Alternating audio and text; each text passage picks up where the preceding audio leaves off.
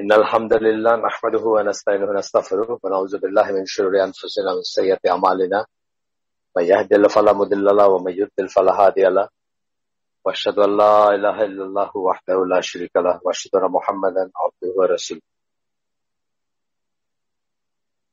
أما بعد فإن خير الحديث كتاب الله وخير الهدي هدي محمد صلى الله عليه وسلم وشر الأمور محدثاتها وكل محدثة بدعة وكل بدعة ضلالة وكل ضلالة في النار السلام عليكم ورحمة الله وبركاته আমরা একটা নতুন চ্যাপ্টার শুরু করছিলাম গতদিন। এটা সেকেন্ড লাস্ট চ্যাপ্টার, এরপরে একটা চ্যাপ্টার আছে বইতে। এই চ্যাপ্টারটার নাম হচ্ছে যে সুন্নাহ প্রত্যাখ্যান করে তার বেলায় বিধান।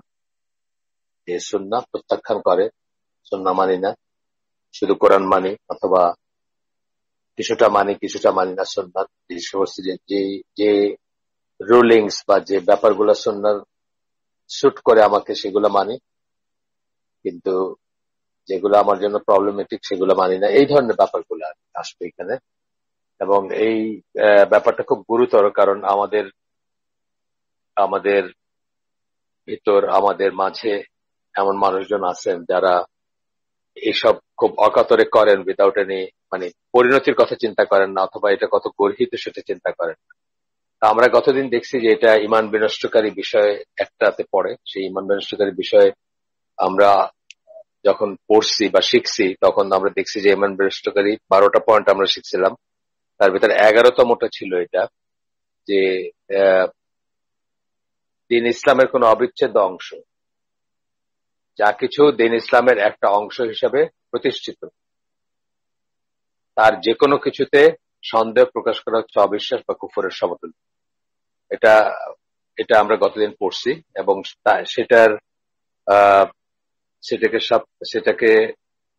সেটাকে কোরআন এর আয়াত দ্বারা সাবস্টিটিউট করার জন্য আমরা বেশ কয়েকটা আয়াত পড়ছি। সূরা বাকারা 85, সূরা কিয়ামা 31-32, সূরা আল আনাম 21 নম্বর আয়াত এবং সূরা আরাফ 40 নম্বর আয়াত। আর তারপরে লাস্ট আমরা পড়ছি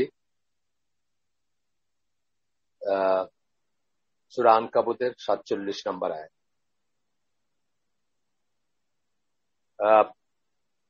আজকে আমরা পড়বো সেটা হচ্ছে যে ব্যক্তি সুন্নাহ প্রত্যাখ্যান করে তার ব্যাপারে বিভিন্ন স্কলারদের বক্তব্য। প্রথমে স্কলারদের বক্তব্য পড়বো, স্কলাররা কি বলছেন তাদের সম্বন্ধে। তারপরে আবার আমরা কোরআনে ফিরে যাব ইনশাআল্লাহ। প্রথমে স্কলারদের বক্তব্য দেখি। ইবনে হাজম উনি বলেন, আপনাদের ইবনে হাজম সম্বন্ধে বলছি আমরা আগেই, বড় মাপের একজন স্প্যানিশ অরিজিনের স্কলার ছিলেন। তো উনি বলেন যে একজন ব্যক্তি যদি বলে আমরা কেবল কোরআনে যা পাই তাই অনুসরণ করি, তবে এই জাতির ইজমা মতে, অর্থাৎ মুসলিম জাতির ইজমা মতে সে একজন কাফির হয়ে গেছে। এটা হচ্ছে ইবনে হাজমের একটা বক্তব্য। এটা কোট করতেছেন আব্দুর রহমান ইতার বলে একজনের একটা বই থেকে। এরপরে শাওকানি আপনারা জানেন, ওনাকে নিয়ে আলাপ করছি আমরা আগে। ইয়েমেনি অরিজিনের একজন স্কলার, 1800 সামথিং 33 বা 32 এরকম দিকে জন্মবোধে। তো উনি ফাতহুল কাদের একটা আছে, আপনার তাফসীর আছে যেটা ওনার। তো উনি বলেন সুন্নাহর অবস্থান এবং আইনের এক স্বনির্ভর উৎস হিসাবে এর মর্যাদা হচ্ছে এমন এক জ্ঞানের অংশ যা প্রত্যেক মুসলিমেরই জানা রয়েছে এবং ইসলামের সাথে যাদের সম্পর্ক নেই তারা ছাড়া আর কেউ এই ব্যাপারে ভিন্ন মত পোষণ করে না। এটা হচ্ছে শাওকানির কথা। এরপরে দাউসেরি তার একটা বক্তব্য আসবে, তার একটা উদ্ধৃতি আসবে। এটা তারই বই, আর দাউসেরির একটা বই, সেই বই থেকে উদ্ধৃত।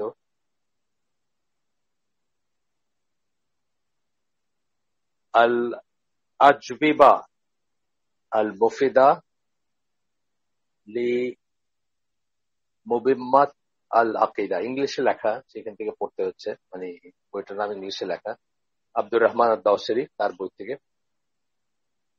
উনি বলতেছেন এটা হচ্ছে জিন্দিক এবং উৎপত্তিগামীদের দাবি, যারা কিনা ইমানের অর্ধেক অস্বীকার করে এবং তারা কোরআনকে সম্মান দেখাচ্ছে বলে মানুষকে বোকা বানায়। সুন্নাহ যারা প্রত্যাখ্যান করে তাদের সম্বন্ধে বলতেছে। কি বললেন? এটা হচ্ছে জিন্দিক। জিন্দিক আগেই বলছিলাম, জিন্দিক হচ্ছে যারা ইসলামকে ধ্বংস করার জন্য ছদ্মবেশে মুসলিম হিসাবে বসবাস করে, মুসলিমদের ভিতর বসবাস করে, কিন্তু তারা ভিতর থেকে ইসলামকে ধ্বংস করতে চায়, সেই সমস্ত লোককে জিন্দিক বলা হয়। এরা কাফেরের চেয়ে অদম বা কাফেরের চেয়ে নিকৃষ্ট। আবার পড়ি আমরা এটা হচ্ছে জিন্দিক।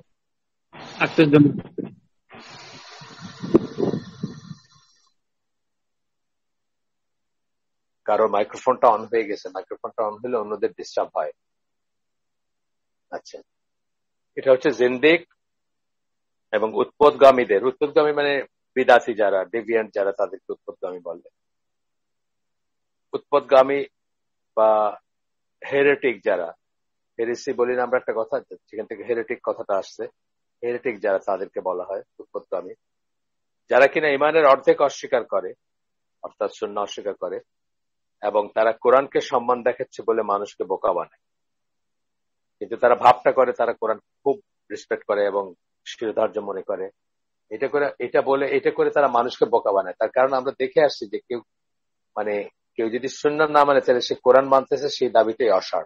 এটা আমরা দেখে আসছি, পড়ে আসছি, জেনে আসছি, আরো দেখবো সামনে। তারা হচ্ছে মিথ্যাবাদী, কেননা কোরআন নিশ্চয়ই রাসূলের প্রতি আনুগত্যের আদেশ দেয়। উনি বলতেছেন যে তারা হচ্ছে মিথ্যাবাদী কারণ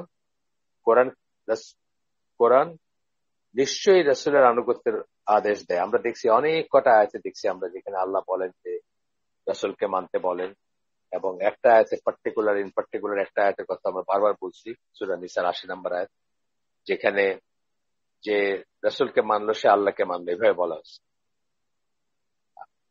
আবার তাওসেরি কথা ফিরে আসি, কেননা কোরআন নিশ্চয়ই রাসূল সাল্লাল্লাহু আলাইহি সাল্লামের প্রতি আনুগত্যের আদেশ দেয়, আর যা কিনা কেবল সুন্নাহর অনুসরণের মাধ্যমেই করা সম্ভব। সেই আনুগত্য কি করে করবেন? রাসূলের প্রতি আনুগত্য কিভাবে করবেন? সুন্নাহর অনুসরণের মাধ্যমে করবেন। এ ব্যাপারে আর কারো কাছ থেকেই কোনো ভিন্ন মত নেই, কেবল তারা ছাড়া যাদের সাথে দ্বীন ইসলামের কোনো ধরনের সম্পর্ক নেই। দ্বীন ইসলামের সাথে কোনো সম্পর্ক নাই, প্র্যাকটিস নাই, জ্ঞান নাই, বুঝ নাই, নামকাওয়াস্তে মুসলিম, অথবা নিজে লাইফে যেটুকু শুট করে সেটুকু শুধুমাত্র মানতে রেডি, এরকম মানুষ, রিয়েলি যাদের ইসলামের সাথে কোনো সম্পর্ক নাই, তারাই কেবল এটা করতে পারে। তাছাড়া কারো কোনো ভিন্ন মত নাই যে সুন্নাহর রাসূলের আনুগত্য করতে হবে এবং সুন্নাহর অনুসরণ করতে হবে। গেল। আব্দুল আজিজ বিন বাজ এই গত শতাব্দীর স্কলার, অর্থাৎ 1999 সালে বোধহয় মারা গেছেন উনি, as far as I remember, তো বা অ্যারাউন্ড দ্যাট আর কি। তো আব্দুল আজিজ বিন বাজ বলেন, সুন্নাহ অস্বীকার করা এবং সেটাকে প্রযোজ্য নয় বলে মনে করা হচ্ছে কুফর ও রিদ্দার একটা কাজ।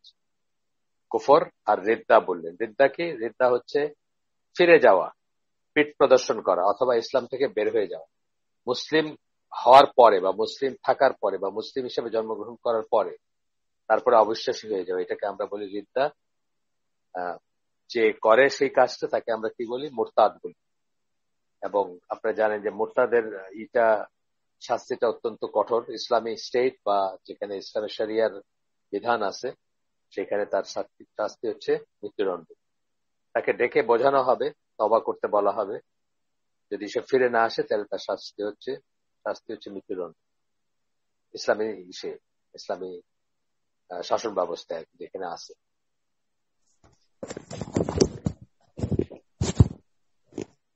তো আব্দুল আজিজ বিন বাজের উদ্ধৃতিটা আবার একটু পড়ি। সুন্নাহ অস্বীকার করা এবং সেটাকে প্রযোজ্য নয় বলে মনে করা হচ্ছে কুফর ও রিদ্দার একটা কাজ, কেননা যে কেউ যে সুন্নাহ অস্বীকার করে সে আসলে কোরআনই অস্বীকার করে। এটাও একটা খুব ইম্পর্টেন্ট বুঝ, কিন্তু অলওয়েজ মনে রাখবেন, সুন্নাহ অস্বীকার করা মানে কোরআন অস্বীকার করা। আর এটার একদম শুরুর লজিকটা হচ্ছে যে কোরআন আপনি জানলেন কোথা থেকে? আপনি সুন্নাত থেকে জানছেন যে কোরআন কোরআন, মানে কোরআনের যে আয়াতগুলা বা কোনটা কোরআনের অংশ কোনটা কোরআনের অংশ না, কোন ওয়াহিটা কোরআন কোন ওয়াহিটা কোরআন না, কোন সূরার কোন আয়াত ইত্যাদি। কোরআন সম্বন্ধে যা কিছু জ্ঞান আপনার, তার উৎস হচ্ছে আসলে সুন্নাহ। আল্লাহ রাসূল বলছেন বলে সেটা আমরা জানি, যেভাবে বলছেন সেটা সেভাবে জানি, এবং বলছেন যেটুকু সেটুকু জানি, বলছেন বলে আমরা জানি। আর যে কেউ কোরআন এবং সুন্নাহর যে কোনো একটা অথবা দুইটা অস্বীকার করে, আর যে কেউ কোরআন ও সুন্নাহ দুইটা অথবা একটা অথবা দুইটাই অস্বীকার করে, সে আসলে সকল মাযহাবের মত অনুযায়ী কাফের। এখানে কোনো মতান্তর নাই, কোনো মতানৈক্য নাই, সবার মতে একটা অস্বীকার করলেও কাফের, দুইটা অস্বীকার করলেও কাফের। আর সৈয়দী জালালউদ্দিন সৈয়দী, আপনাদের নাম শুনছেন হয়তো অনেকেই। আচ্ছা, আব্দুল আজিজ বিন বাজ, ওনার একটা বই থেকে উদ্ধৃত। সেই বইটার নাম হচ্ছে উজুব আল আমাল বিসুন্নাত আর রাসূল ওয়া কুফর মান ইনকারাহা। এটাও ইংলিশে লেখা, সুতরাং আমাকে একটু করে পড়তে হচ্ছে।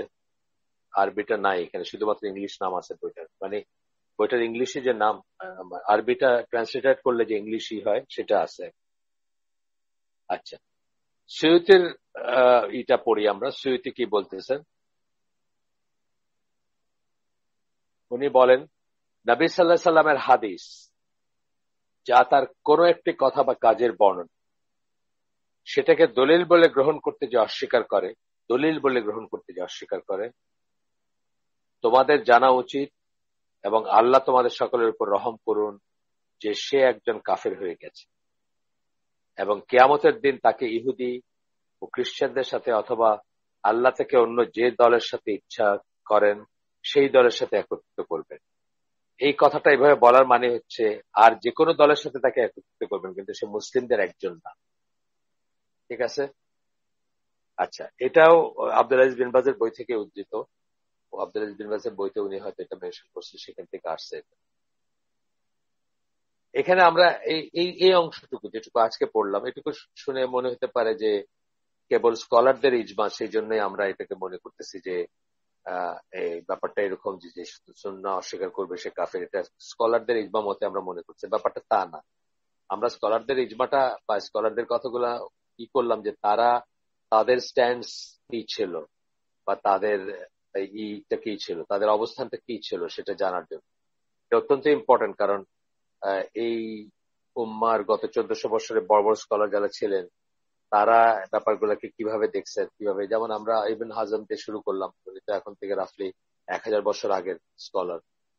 তারপরে শাওকানি, উনি ধরেন 200 বছর আগের স্কলার, রাফলি 200 বছর আগের স্কলার।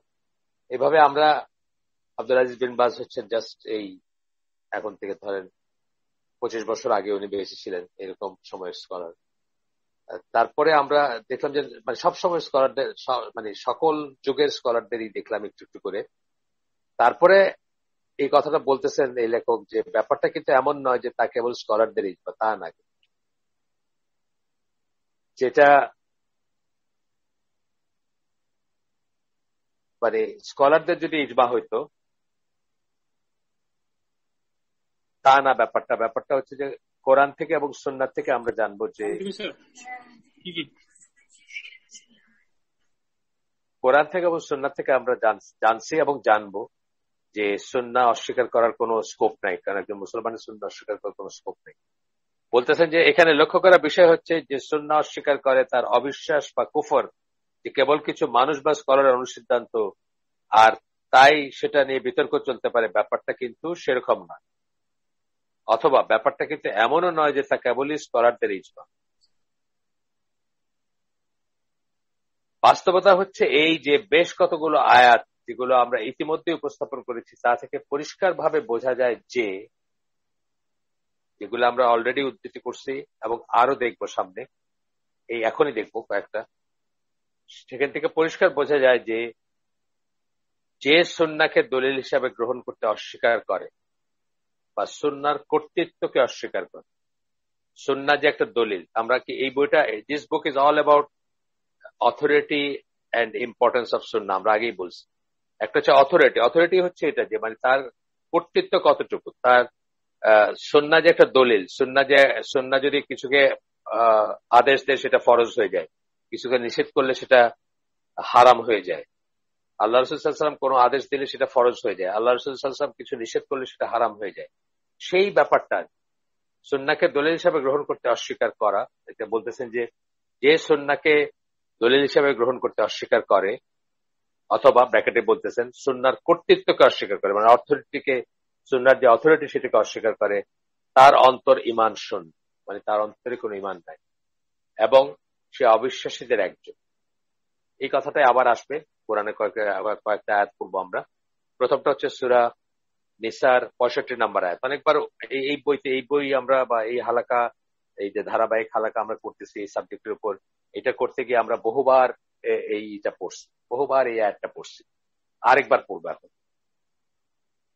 এখানে আমরা কি বলতেছে, মানে আল্লাহ কি বলতেছেন, কিন্তু না তোমার রবের শপথ। এটা আমরা আগে স্ট্রেস করছি যে সাধারণত আল্লাহ তার সৃষ্টির শপথ করেন, কিন্তু এই পার্টিকুলার আয়াতে উনি তার নিজের শপথ করতেছেন, কিন্তু না তোমার রবের শপথ। তার মানে এটা এক্সট্রা একটা এমফেসাইজ আছে এখানে, বা একটা এক্সট্রা একটা ইম্পর্টেন্স আছে। তারা ততক্ষণ পর্যন্ত সত্যিকার বিশ্বাস করেন, তারা ততক্ষণ পর্যন্ত ঈমানদার না। এখানে বলতেছেন কি, লা লা ইউমিনুনা, ততক্ষণ, হাত্তা, লা ইউমিনুনা হাত্তা, হাত্তা মানে আনটিল, তারা ততক্ষণ পর্যন্ত সত্যিকার বিশ্বাস করে না যতক্ষণ পর্যন্ত না তারা তাদের বিচার ফয়সালার ভার তোমার উপর ন্যস্ত করে না। তোমার মানে আল্লাহ রসুলের উপর ন্যস্ত করে না, আল্লাহ রসুলকে বিচারক মানে না, সিদ্ধান্ত দানকারী কর্তৃত্ব মনে করে না বা কর্তৃত্বের অধিকারী মনে করে না। যতক্ষণ পর্যন্ত না মনে করে ততক্ষণ পর্যন্ত তারা বিশ্বাসী না, ততক্ষণ পর্যন্ত তারা বিশ্বাসী না। বিশ্বাসী না হলে তারা কি, তারা অবিশ্বাসী, তারা কাফের, তাই না? এবং তুমি যা ফয়সালা দাও সে ব্যাপারে মনে কোনো অসন্তোষ বোধ করে না এবং পূর্ণ আত্মসমর্পণ করে। ওইটা ছাড়াও, বিচার ফয়সালা বা ন্যস্ত করা বা না করা ছাড়াও আরো কি বললেন, রাসূল সাল্লাল্লাহু আলাইহি ওয়াসাল্লাম যে ফয়সালা দেন সে ব্যাপারে মনে কোনো অসন্তোষ বোধ করে না এবং পূর্ণ আত্মসমর্পণ, মানে যতক্ষণ পর্যন্ত না করে আর কি।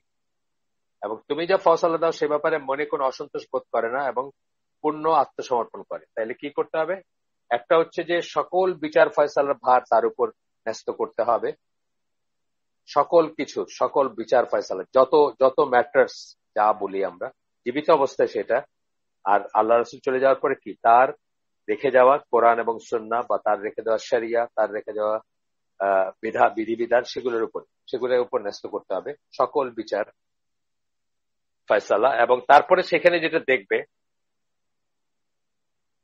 সেটা নিয়ে মনে অসন্তোষ বোধ করবে না, বা আল্লাহ রসুল যা বলবেন সেটা নিয়ে মনে কোনো অসন্তোষ থাকবে না। ফর এক্সাম্পল, একজন পুরুষ 4টা বিয়ে করতে পারে, একজন মহিলা একত্রে একজন স্বামী নিতে পারে, এটি নিয়ে কোনো অসন্তোষ বোধ করবে না, এটি নিয়ে কোনো অসন্তোষ বোধ করবে না এবং আত্মসমর্পণ করবে সেটার কাছে। একজন একজন একজন ধরেন একজন ছেলে উত্তরাধিকার এর হিসাব যখন আসে তখন 2 অংশ পায়, একজন মেয়ে 1 অংশ পান, এটা নিয়ে কোনো গ্রামলিং থাকবে না ভিতরে। এই ধরনের যত ব্যাপার আসবে সবকিছুর বেলা এটা প্রয়োজন। আল্লাহ রসুল বলছেন, ধরেন কিন্তু কোরআনে আছে, যেটা আমি বললাম, যে দুটা উদাহরণ দিলাম দুটাই কোরআনের ব্যাপার, সেটা বাদ দিয়ে আমি বললাম সেটার বাইরে বলতেছি, যে ধরেন আপনার দাড়ি রাখার ব্যাপারে যেটা বলছেন, টাকনুর উপরে কাপড় পরার ব্যাপারে যেটা বলছেন, তারপরে আরো এই ধরনের ব্যাপার যেগুলো যেগুলো কোরআনে পাওয়া যায়, টাকনুর উপরে কাপড় পরার ব্যাপারটা কোরআনে পাওয়া যায়। টাকনুর উপরে কাপড় রাখতে হবে, টাকনুর নিচে নামবে না, পুরুষের কাপড় কোরআনে পাওয়া যায়। সোনা হারামের কথা বলছেন, আপনার গাধার মাংস হারাম, ডোমেস্টিকেটেড গাধার মাংস হারাম বলছেন। এই ধরনের অনেক কিছু পাবেন আপনি, যেগুলো আল্লাহ রসুল বিচার ফয়সালা করে দিয়ে গেছেন বা ফয়সালা দিয়ে গেছেন বা বিধান দিয়ে গেছেন, সেগুলোর ব্যাপারে কোনো গ্রাম্বলিং থাকবে না। বাই এক্সটেনশন আমাদের সময় পর্যন্ত, এটা তখনকার কথা বলছেন যে বিচার ফয়সালা, কিন্তু তখনকার, এখন যেহেতু রসুল নাই, তিনি যে সমস্ত বিধান দিয়ে গেছেন সুন্নাহর ভিতরে আছে, যেগুলো হাদিসের ভিতরে আছে, তার সবকিছুর বেলা এটা প্রযোজ্য। আচ্ছা, এই আয়াতটা খুব ফেমাস আয়াত, আমরা অনেকবার পড়ছি এখানে, যে কোনো জুমার খুতবায় বা যে কোনো মানে লেকচারে প্রায়শই এটা উল্লেখ করা হয়। আরেকটা আয়াত আসতেছে, এটাও সূরা নিসার 61 নাম্বার আয়াত, যেখানে আল্লাহ বলতেছেন, যখন তাদেরকে বলা হয় আল্লাহ যা নাজিল করেছেন তার কাছে আসো এবং রাসূলের কাছে আসো, তুমি তখন মুনাফিকদের বিরক্ত ভাবে তোমার দিক থেকে পিঠ ফিরিয়ে নিতে দেখো। মুনাফিকরা তখন কি করে? ঘুরে দাঁড়ায় বা তার মুখ ফিরায় নেয়। মুনাফিকরা তো জানেন কাফেরদের চেয়ে নিকৃষ্ট আসলে, তাই না? লোয়েস্ট পিট অফ ফেলে থাকবে তারা। তো মুনাফিকদের কথা বলতেছেন, যে মানে তারা মুনাফিক যারা তখন বিরক্ত হয় বা যারা মুখ ফিরায়। এরপরে আসতেছে সূরা আলে ইমরানের 32 পারা, যেখানে আল্লাহ বলতেছেন, বলুন আল্লাহ ও রাসূলের আনুগত্য করো, আর তোমরা যদি মুখ ফিরিয়ে নাও তবে জেনে রাখো যে আল্লাহ কাফেরদেরকে ভালোবাসেন। এখানে কি বলছেন? এটা অনেকবার, এটা আমরা আগে আলাপ করছি এটা নিয়ে। কুল আতিউল্লাহ ওয়া আতিউর রাসূল, সরি এখানে একসাথে বলছেন, সরি মাফ করবেন, কুল আতিউল্লাহ ওয়া রাসূল। আর ইসে বলছেন ওই যে অন্য একটা, যেটা আমরা অনেক ডিটেইলস আলাপ করছি, সূরা নিসার 59 নাম্বার আয়াত, সেখানে আলাদা আলাদা করে বলছেন কুল আতিউল্লাহ। ওইখানে আতিউল্লাহ ওয়া আতিউর রাসূল আসছে, আর এখানে আসছে কুল আতিউল্লাহ ওয়া রাসূল, একসাথে আসছে, যে আল্লাহ ও রাসূলের আনুগত্য করো। মানে যে আয়াতটা, আমি ভুল বলছিলাম এটা, মানে যে আয়াতটাতে বলা হয়েছে, যে সূরা নিসার 59 নম্বর আয়াতে বলা হয়েছে আল্লাহর আনুগত্য করো এবং রাসূলের আনুগত্য করো, আলাদা আলাদা করে বলা হয়েছে আতিউল্লাহ ওয়া আতিউর রাসূল, আর এখানে একসাথে বলা হয়েছে কুল আতিউল্লাহ ওয়া রাসূল, বলো আল্লাহ ও রাসূলের আনুগত্য করো, আর তোমরা যদি মুখ ফিরিয়ে নাও তবে জেনে রাখো যে আল্লাহ কাফেরদের ভালোবাসেন। কি বললেন?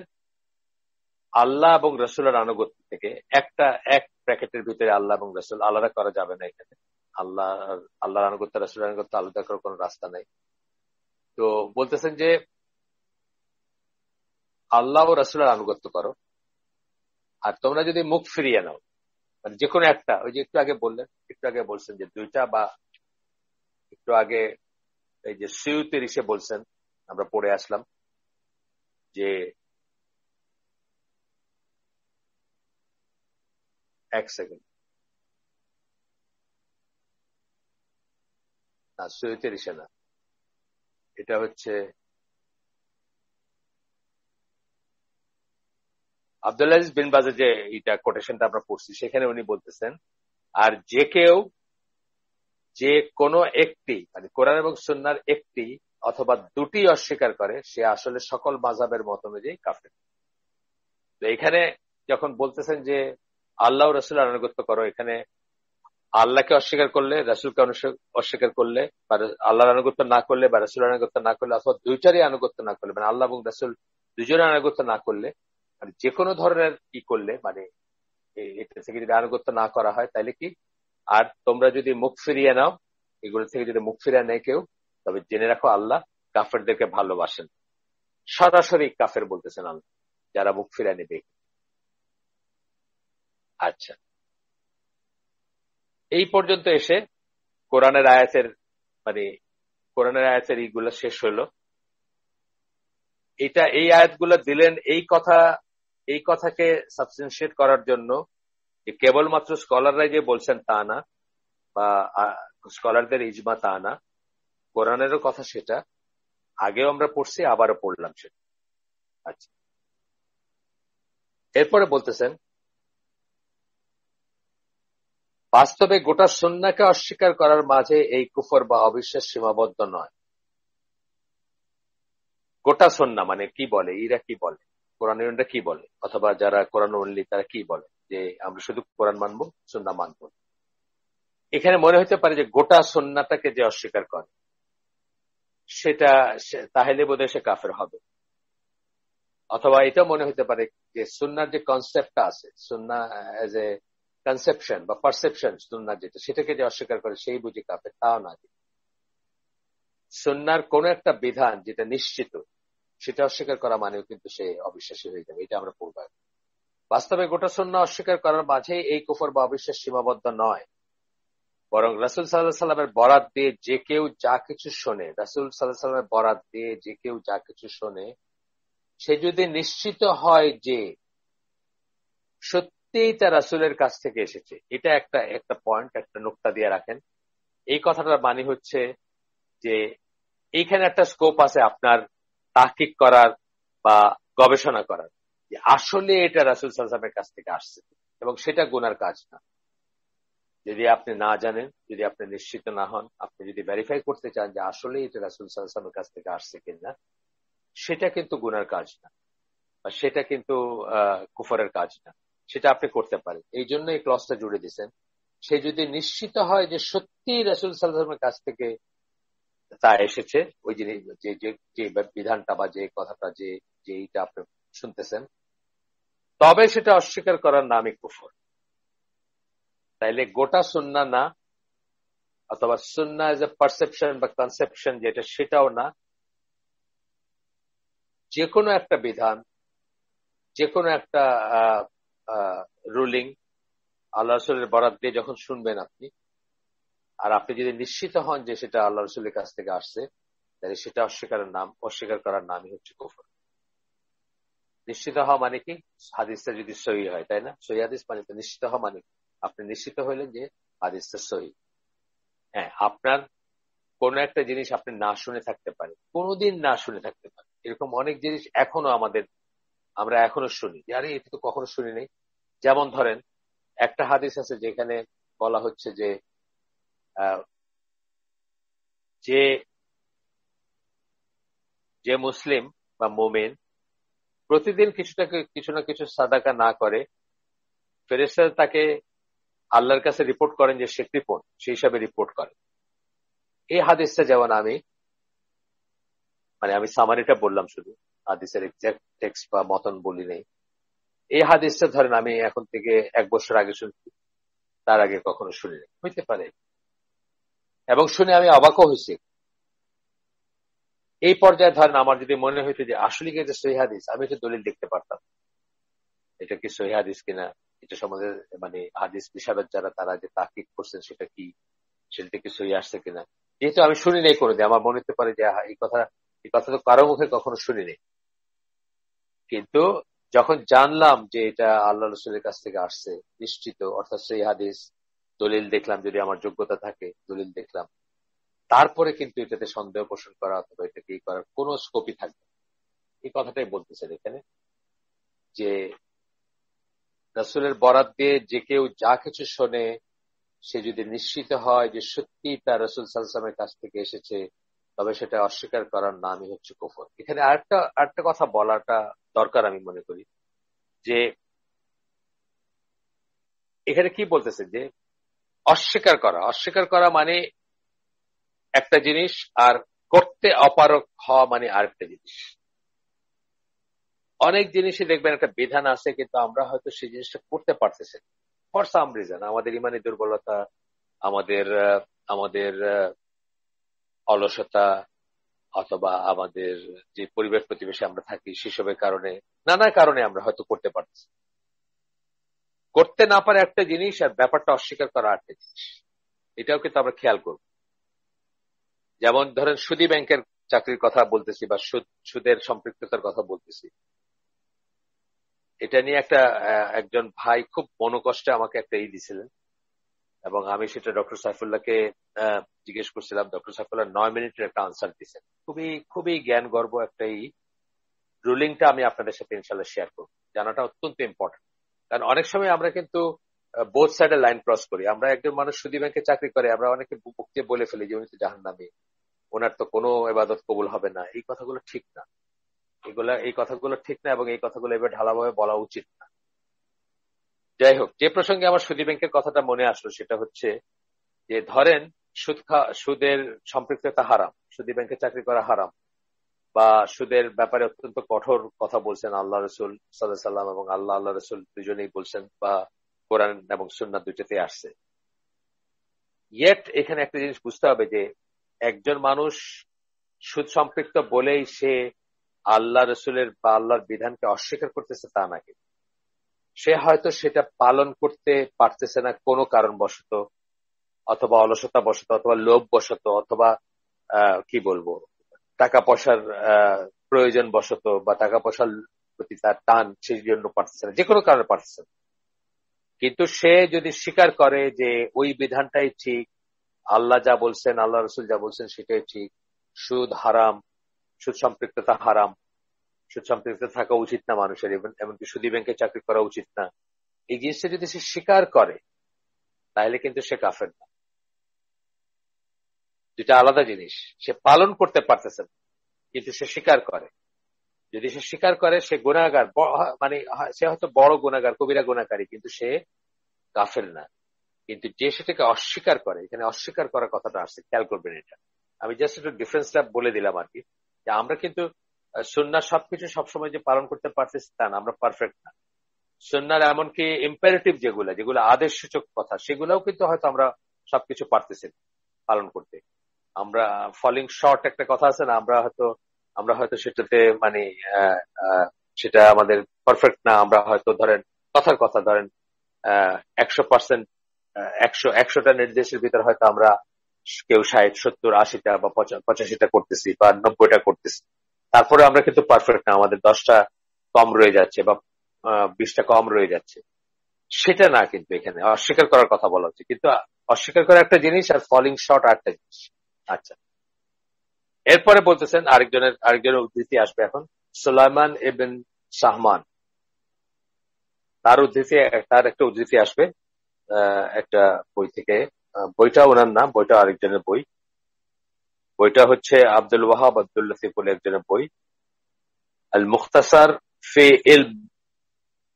ইলম রিজাল আল আসার, এই বই থেকে।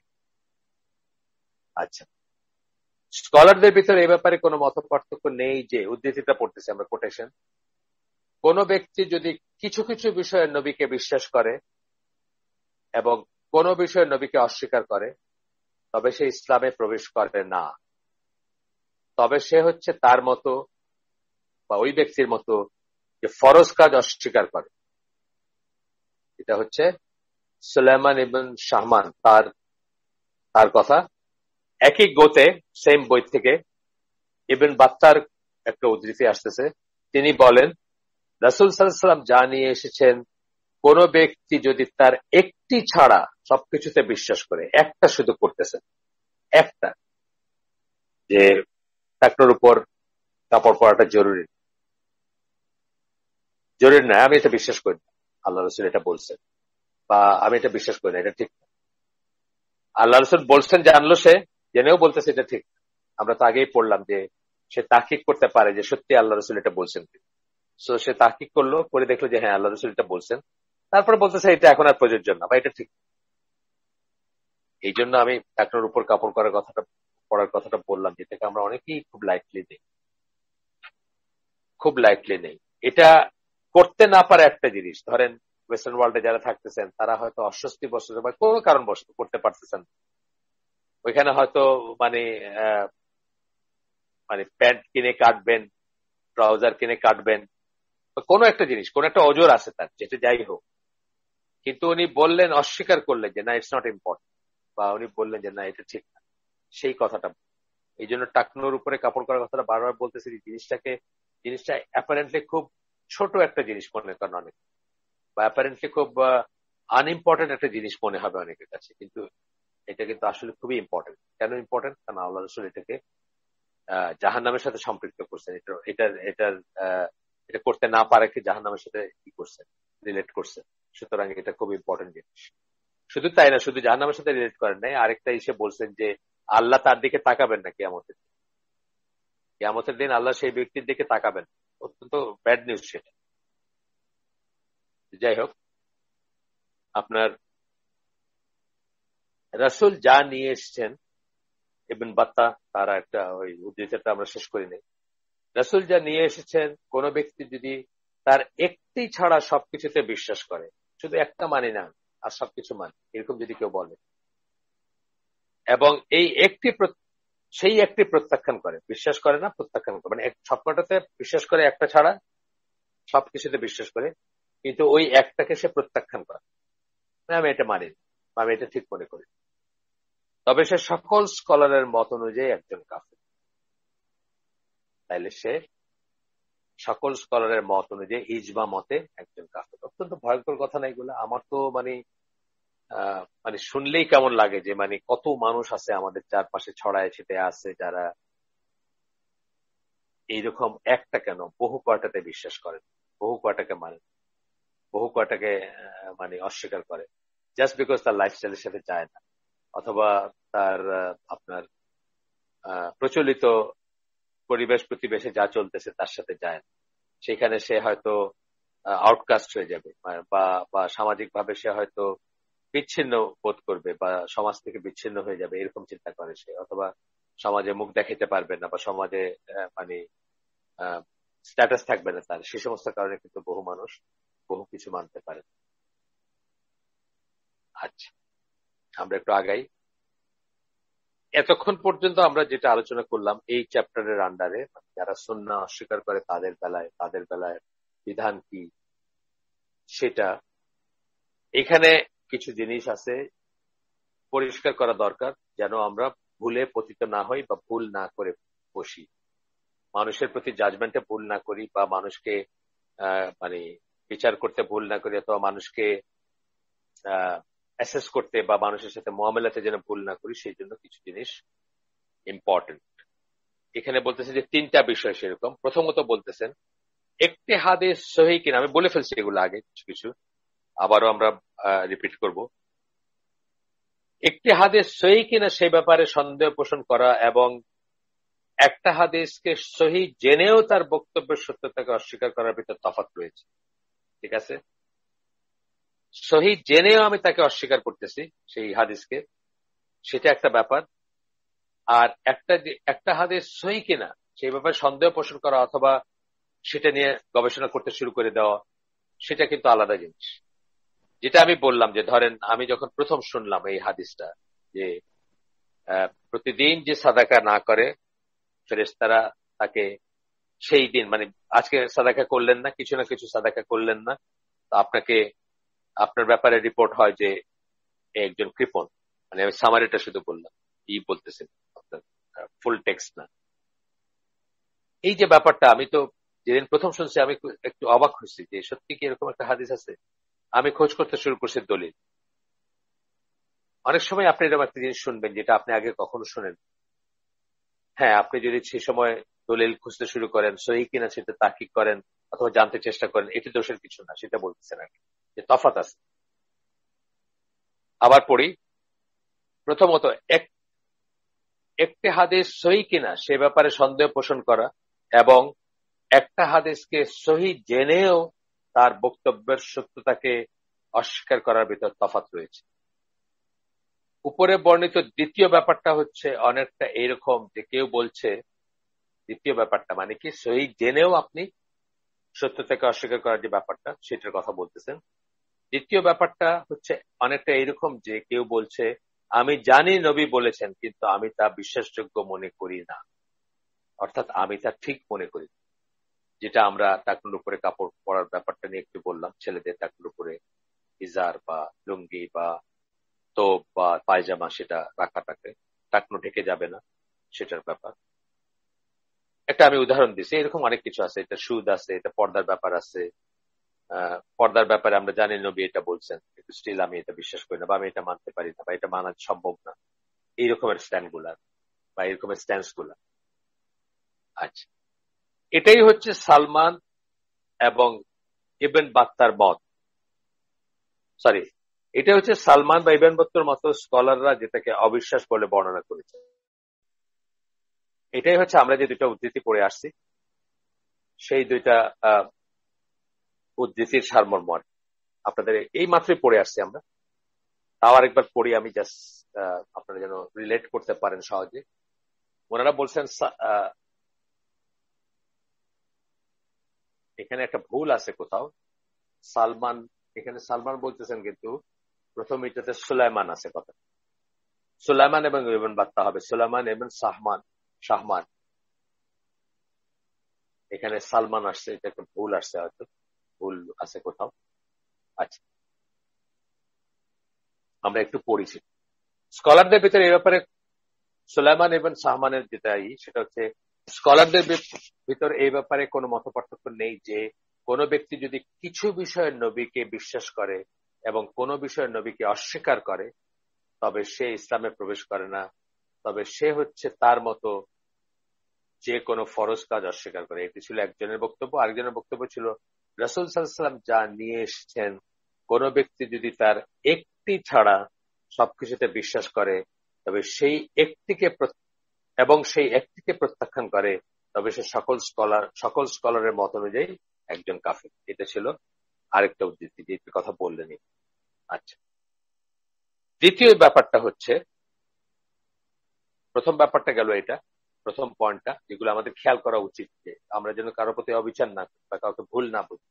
এরপরে বলতেছেন যে একটা হাদিস সহিহ কিনা সেই ব্যাপারে যদি সন্দেহ পোষণ করে কেউ, সেটা একটা অবিশ্বাস বা কুফরের কাজ নাও হতে পারে, কারণ সে জানে না, সে শোনে নাই কখনো, অথবা সে যে সোর্স থেকে শুনছে সেই সোর্সটা রিলায়েবল। অনেক সময় দেখবেন একটা হাদিস কয়েকটা এসের থেকে আসছে, একটা হাদিস বা একটা কথা কয়েকটা সূত্র থেকে আসছে, তার ভিতরে একটা সূত্র বলতেছে যে এটা জয়ীফ, বা একটা চেইনে যেটা আসছে বলতেছে যে এটা একদম মানে অত্যন্ত দুর্বল, কিন্তু সেই একই হাদিস আরেকটা চেইনে যেটা আসছে সেটাকে বলা হচ্ছে যে এটা সহি।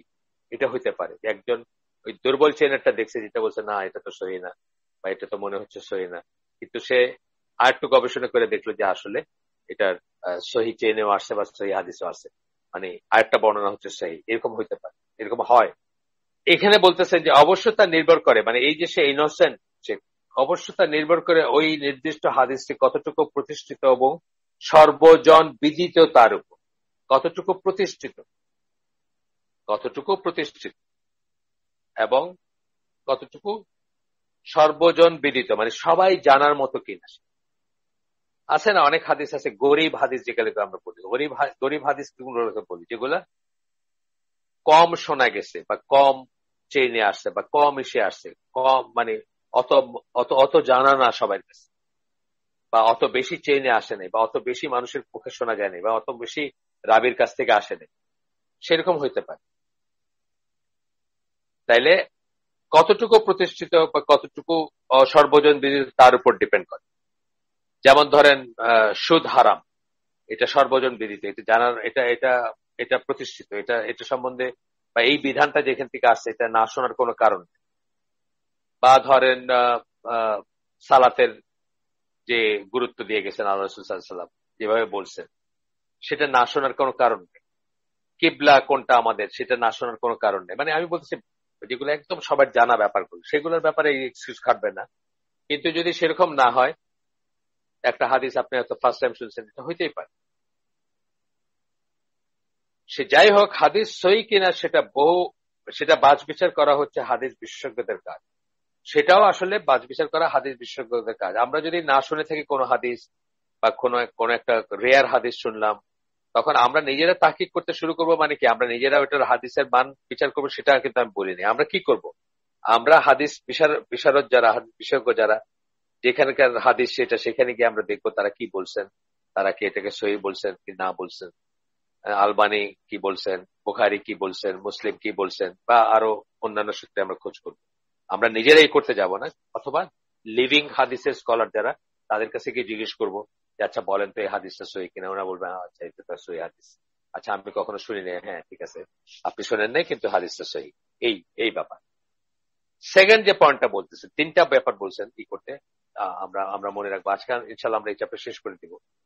তিনটা ব্যাপার বলতেছেন মনে রাখতে, মানে যখন আমরা এই এই চ্যাপ্টারে যা পড়লাম সেগুলোর ব্যাপারে। একটা তো গেল এটা যে কেউ যদি একটা হাদিস সহি কিনা সেটা নিয়ে সন্দেহ প্রকাশ করে অথবা সেটা নিয়ে গবেষণা শুরু করে, তাকে আমরা ওই ক্যাটাগরিতে ফেলবো না যে হাদিস সহি জেনেও অস্বীকার করে, সেটাই হচ্ছে গর্হিত বা সেটাই হচ্ছে অবিশ্বাস বা কুফর, যেটা আমরা পড়ে আসছি।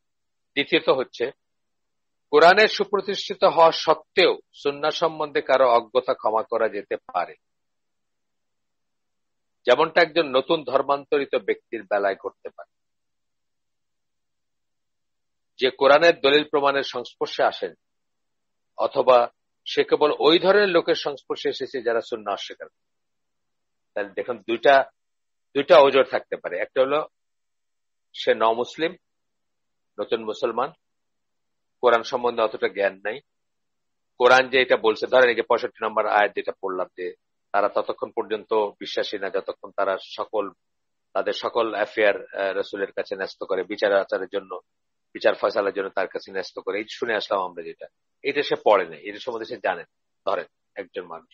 অথবা সে ওই সমস্ত লোকের সংস্পর্শে এসেছে যারা সুন্নাহ অস্বীকার করে, সে কোরআনের সংস্পর্শে এসে মুসলমান হয়েছে ধরেন, এখন সে তো আর ওইগুলো জানবে না। এই অজুহাতটা তার খাটতে পারে, এইটা তার একটা ভ্যালিড ওজোর হইতে পারে। এটা একবার যখন তাকে প্রমাণ দেখানো হবে, তখন তার সেসব বিশ্বাস করা ছাড়া কোনো উপায় থাকবে না। সে ততক্ষণ পর্যন্ত তার এই ওজোরটা বা অজুহাতটা থাকবে যতক্ষণ তাকে সাক্ষ্য প্রমাণ দেখানো হয় নাই। একবার যখন তার সামনে সেগুলো উপস্থাপন করা হবে, তারপরে তার সেটা বিশ্বাস করতে হবে, তাছাড়া কোনো উপায় থাকবে না। তারপরেও যদি সে একগুয়েমি করে যে না, সুন্নাহ মানা বাধ্যবাধকতা নাই, বা সুন্নাহ মানবো না আমি বা অস্বীকার করি, তখন তার বেলায় ওই বিধানগুলো প্রযোজ্য হবে যেগুলো আমরা পড়ে আসছি। সবশেষে কাউকে কাফের, তৃতীয় বলতেছেন, 3টা পয়েন্ট বলছিলেন ইম্পর্টেন্ট। কাউকে কাফের ঘোষণা করা একটি অত্যন্ত গুরুতর ব্যাপার। কাফের আমরা আগে পড়ে আসছি, আমরা যখন এই যে ইসলামিক বিলিফ বইটা পড়ছি, ওইখানে দেখছি যে তাকফির কত কত ভয়ঙ্কর জিনিস। তাকফির সম্বন্ধে একটা চ্যাপ্টারই আছে। তাকফির আমরা কথায় কথায় করবো না, কাউকে কাফের বলবো না, আমরা এটা আমাদের কাজ না, কথায় কথায় কাফের ওকে কাফের বলার তা না। নিশ্চিত কাফের যারা, তারা ছাড়া কাউকে আমরা কাফের বলবো না। তবে একটা গুনাহ আমরা বলতে পারি যে এটা হচ্ছে আপনার কুফরের কাজ, এটা বলতে পারি আমরা, কিন্তু কাউকে আমরা কাফের ব্র্যান্ড করবো না। এটাই বলতেছেন সবশেষে, কাউকে কাফের ঘোষণা করা একটা অত্যন্ত গুরুতর ব্যাপার, ব্যাপারটিকে হালকাভাবে নেওয়া উচিত নয়। যে কাউকে কাফের ঘোষণার আগে এমন বহু শর্ত আছে যেগুলোকে পূরণ করতে হবে। কাফের ঘোষণার আগে অনেক শর্ত পূরণ করতে হবে, অনেক শর্ত সাপেক্ষে কাউকে কাফের ডিক্লেয়ার করা হয়, এবং সেটাও আমাদের কাজ না, সেটা হচ্ছে রাষ্ট্রযন্ত্র অথবা কাজীর কাজ বা বড় বড় স্কলারদের কাজ। আচ্ছা, এখানে আরো বলতেছেন যে এখানে আরেকটি বিষয় ভুললে চলবে না, যে তওবার দরজা সবসময় খোলা রয়েছে। সূর্য পশ্চিম দিকে ওঠা পর্যন্ত তওবার দরজা খোলা থাকবে। আর ব্যক্তিগতভাবে একজন মানুষের প্রাণ কোষ্ঠগত বলি আমরা না, আমরা বলি যে গলায় বা কণ্ঠনালীতে যখন চলে আসে প্রাণ, অর্থাৎ তার প্রাণ বের হয়ে যাচ্ছে যখন, সেই সময়টার আগ পর্যন্ত বা মৃত্যু ফেরেশতা দেখার আগ পর্যন্ত তার জন্য তওবার দরজা খোলা থাকে, সে তওবা করতে পারে। এবং বিশ্বস্তভাবে তওবা করাটাকে আল্লাহ খুব পছন্দ করেন, এবং আল্লাহ মানুষকে মাফ করতে পছন্দ করেন, তওবাকারীকে পছন্দ করেন এবং তওবাকারীকে মাফ করতে পছন্দ করেন। এছাড়াও আরো ব্যাপার আছে, অজ্ঞতার অজুহাত কাটতে পারে। যে আজকে আমরা যে বইটা শেষ করি নাই তো, এখনো শেষের দিকে আসি, যে বইটা এতদিন ধরে পড়তেছি, এই বইটা কত খুঁটিনাটি জিনিস আমরা শিখছি। আমরা এই বইটাতে সুন্নাহর অবস্থান ও মর্যাদা বা সুন্নাহর কর্তৃত্ব, অথরিটি, সেটা সম্বন্ধে কত কিছু শিখছি, কত কিছু পড়ে আসছি। এটা পড়ার সৌভাগ্যই হয় নাই কারো, এরকমও হইতে পারে। সুতরাং আমরা বেনিফিট অফ ডাউট দিব কাউকে, যতক্ষণ পর্যন্ত সে ওপেন টু ডিসকাশন বা ওপেন টু আপনার জ্ঞান, ততক্ষণ পর্যন্ত। কিন্তু যখন কেউ একদম তার সিল করে ফেলবে যে না, আমি কিছুতেই এটা মানি না, আমি কোনোভাবেই সুন্নাহ মানি না, আমি কিছু শুনতে রাজি না, তার ব্যাপারে আলাদা ব্যাপার। তার ব্যাপারেও কিন্তু আমাদের কোনো দরকার নাই তাকে কাফের জ্ঞান করার বা কাফের ডিক্লেয়ার করার। জ্ঞান করতে পারি হয়তো অনেক সময়, আমরা বুঝতেছি যে একজন একেবারে ভেহেমেন্টলি কুফর করে যাচ্ছে বা কুফরের কথা বলে যাচ্ছে, আমরা তাকে কাফের জ্ঞান করতে পারি, কিন্তু তাকে ডিক্লেয়ার করার কোনো দরকার নেই। অথবা তাকে কাফের মনে করে আমরা ভয় তার সম্বন্ধে আশঙ্কা ব্যক্ত করতে পারি, যে আমাদের ক্লোজ যদি হয়, ধরেন কথার কথা আমাদের ছেলে ভাই বা কেউ এরকম হয়ে গেছে, আমরা তার সম্বন্ধে আশঙ্কা পোষণ করতে পারি যে সে হয়তো কাফের হয়ে গেছে, সে হয়তো জাহান্নামী বা হয়তো জাহান্নামে এন্ড করবে, সেই সংখ্যাটা আমাদের ভিতরে থাকতে পারে। ঠিক আছে, আমরা তো জানি যে আল্লাহ সম্বন্ধে আমাদের কি ভয়, আশা এবং ভালোবাসা তিনটাই থাকবে। আমার সে ভয় থাকতে পারে যে এই লোকটা এরকম করতেছে, সে হয়তো বা কাফের হয়ে গেছে বা সে হয়তো ইসলাম থেকে বের হয়ে গেছে, কিন্তু তাকে ডিক্লেয়ার করার কোনো দরকার। আচ্ছা, এখন কয়েক মিনিট সময় আছে আমাদের, আমরা এই চ্যাপ্টারের উপসংহারটা পড়বো, পড়লে আমাদের চ্যাপ্টারটা শেষ হয়ে যাবে ইনশাল্লাহ। আর একটা চ্যাপ্টার বাকি থাকবে, এটা আমরা আহ, অল্প দিনে শেষ করতে পারবো ইনশাল্লাহ। উপসংহারটা পড়ি আমরা। এতক্ষণ এই চ্যাপ্টারে যা পড়লাম তার সামারি, যারা মিস করছেন আগে, যারা ছিলেন না তারাও শুনতে পারেন, তাদের জন্য একটা হয়ে যাবে, মানে আরেকবার মানে একটা মিস করা জিনিস আবার শুনতে পারলেন এরকম হবে। উপসংহারটা এরকম বলতেছেন যে ইসলামের সুন্নাহর অবস্থানকে অস্বীকার করা, এটা অস্বীকার করা যে নবী সাল্লাল্লাহু আলাইহি সাল্লাম যা বলেছেন তা বিশ্বাস করাটা আমাদের জন্য ফরজ, এটা অস্বীকার করা। যে উনি যা বলছেন সেটা বিশ্বাস করতে হবে, এটা আমাদের জন্য ফরজ, এটা অস্বীকার করা। এটা অস্বীকার করা যে তার আদেশ ও নিষেধ আমাদের জন্য শিরোধার্য। তিনি যদি আদেশ করেন সেটা ফরজ, তিনি নিষেধ করেন ওটা হারাম, এটা অস্বীকার করা। তিনি হচ্ছেন সেই উদাহরণ যা প্রতিটি মুসলিমকে অনুসরণ করতে হবে, এটা অস্বীকার করা। এটা যদি কেউ অস্বীকার করে, এসবই হচ্ছে কুফর বা অবিশ্বাসের কাজ। এই সবকটা হচ্ছে কুফর বা অবিশ্বাসের কাজ। বোল্ড ফেস করে লেখা এখানে, খুব ইম্পর্টেন্ট জিনিস। আরেকবার লিস্টটা পড়ি। ইসলামের সুন্নাহর অবস্থানকে অস্বীকার করা। সুন্নাহ যে একটা অথরিটি, সুন্নাহ কিছুকে ফরজ করতে পারে, আল্লাহ রসুল কিছুকে ফরজ করতে পারেন, আল্লাহ রসুল কিছুকে হারাম করতে পারে, পারতেন আর কি, বা তার নির্দেশ অনুযায়ী কোনো কিছু ফরজ, তার নির্দেশ অনুযায়ী কোনো কিছু হারাম। এই অবস্থানটাকে অস্বীকার করা, এটা অস্বীকার করা যে নবী সাল্লাল্লাহু আলাইহি সাল্লাম যা বলেছেন তা বিশ্বাস করাটা আমাদের জন্য ফরজ। এটা অস্বীকার করা যে তার আদেশ ও নিষেধ আমাদের জন্য শিরোধার্য, অব্লিগেটরি। অথবা এটা অস্বীকার করা যে তিনি হচ্ছেন সেই উদাহরণ যা প্রতিটি মুসলিমকে অনুসরণ করতে হবে।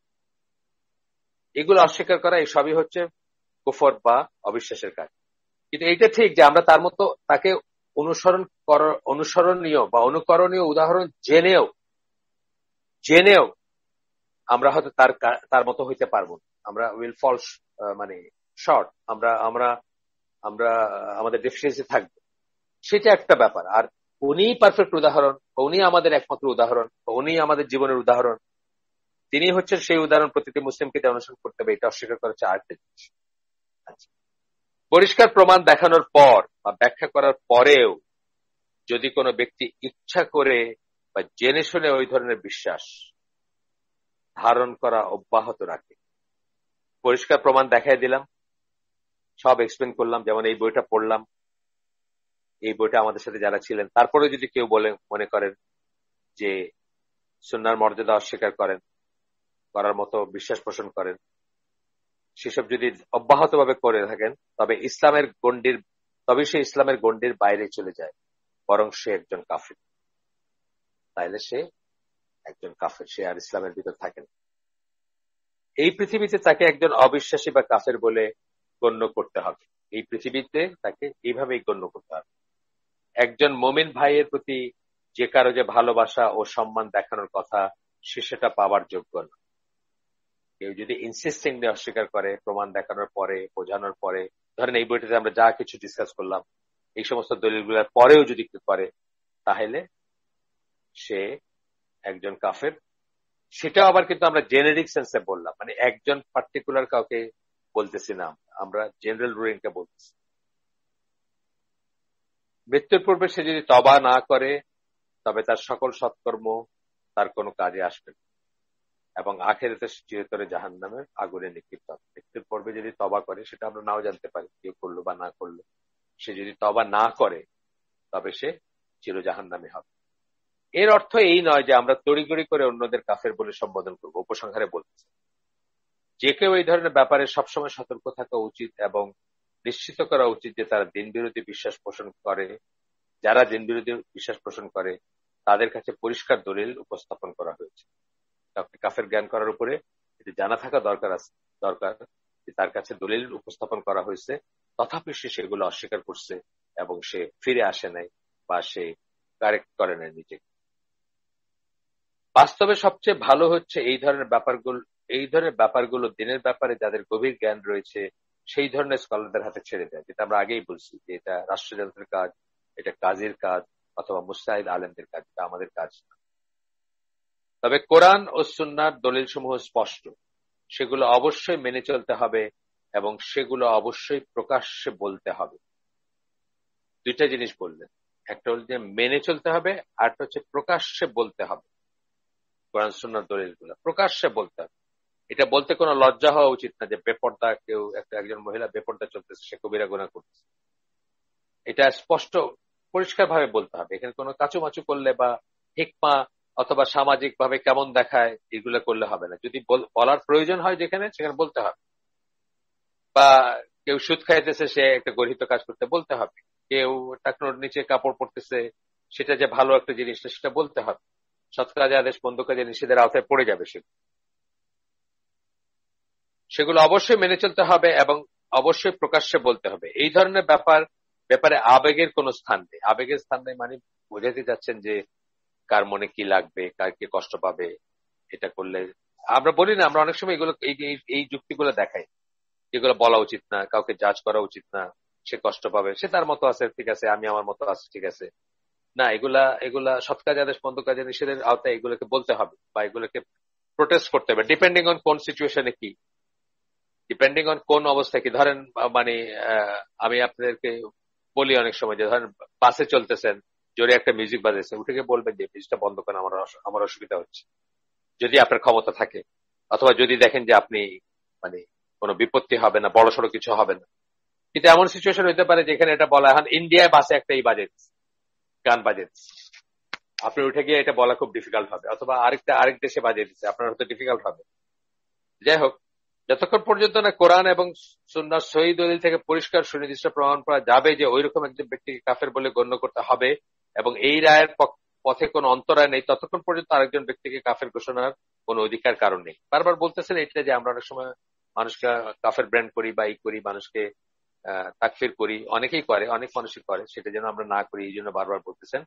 একদম লাস্টে এসে আবার বলতেছেন, পরিষ্কার এবং সুনির্দিষ্ট প্রমাণ উপস্থাপনের করার পরও যদি কোনো ব্যক্তি সুন্নাহ বিশ্বাস করার ও তা অনুসরণ করার বাধ্যবাধকতা অস্বীকার করে, তবে সে একজন মুসলিম হিসাবে গণ্য হবার অথবা সুবিধা পাবার অধিকার হারাবে।